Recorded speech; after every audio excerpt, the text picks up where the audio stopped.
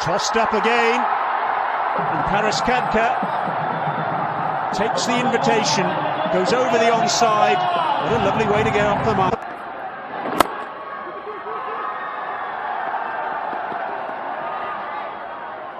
Very good running, that. Really good running. What a wonderful shot. Paras Khadka just not letting Babar settle at all.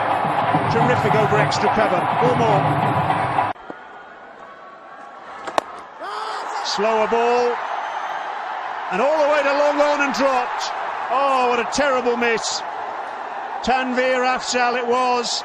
It was beautifully bowled. Babar held it back. The chance was there. Clubbed with lots of bottom hand. Over mid-wicket once more. And it's gone for 4. That'll bring up the 50 partnership. Misfield on the boundary by Khadka Khan. At the end of 13 overs, Nepal 87 for 2.